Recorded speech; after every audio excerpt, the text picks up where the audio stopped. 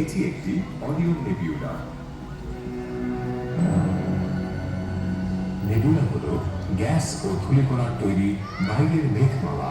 এই অশ্রুর মতো আকৃতির মেঘগুলো গ্যাস ও ধুলো দিয়ে তৈরি, যা নতুন নক্ষত্রগুলোকে ঘিরে রাখে।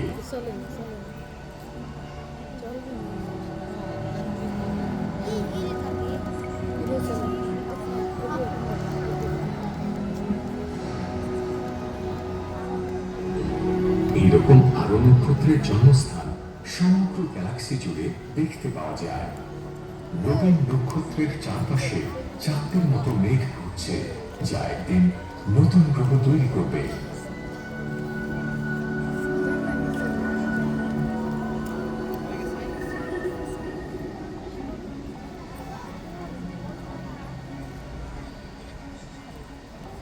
এখনো অনেক নক্ষত্রপুঞ্জ নক্ষত্র নির্গত করে, ঠিক যেমন সূর্যের তারাগুচ্ছ 400 কোটি বছর আগে সূর্যকে নির্গত করেছিল। এদের মধ্যে প্লেয়াডিস তারামণ্ডল রয়েছে। আপনারা এদের মধ্যে সবচেয়ে উজ্জ্বল নক্ষত্রগুলো দেখতে থাকবেন, যা সেভেন সিস্টার নামে পরিচিত।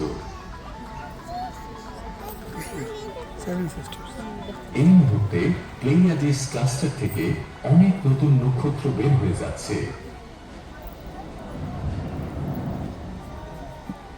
এবং এই যে এখানে কিছু নক্ষত্র দেখা যাচ্ছে যারা তাদের জীবনের শেষ পর্যায়ে পৌঁছে গেছে।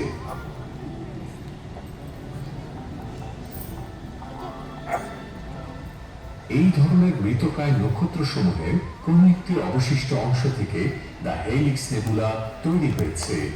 মৃতপ্রায় তারার কেন্দ্রীয় অঞ্চল সংকুচিত হয়ে শ্বেত বামনে পরিণত হয়।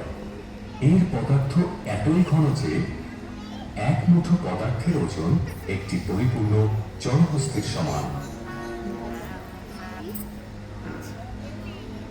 এই শ্বেত বামন নক্ষত্রের থেকে পূর্বে ছিটকে যাওয়া বাইরের স্তরের পদার্থগুলো থেকেই কোনো একদিন হয়তো অন্যান্য নতুন নক্ষত্র বা নতুন গ্রহ তৈরি করবে।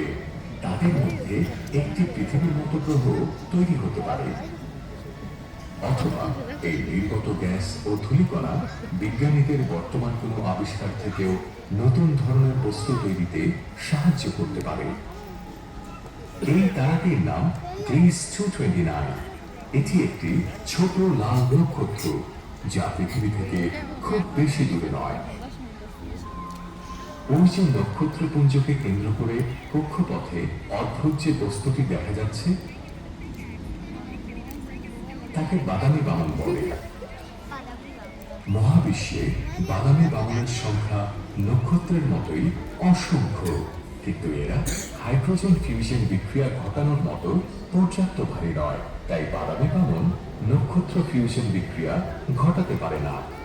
বাদামি বামনের আবিষ্কার আমাদের এটি বলে যে মহাজাগতিক বিষয় এতটাই বৈচিত্র্যময় যা আমাদের কল্পনারও বাইরে, এবং এভাবে মহাশূন্য অভিযান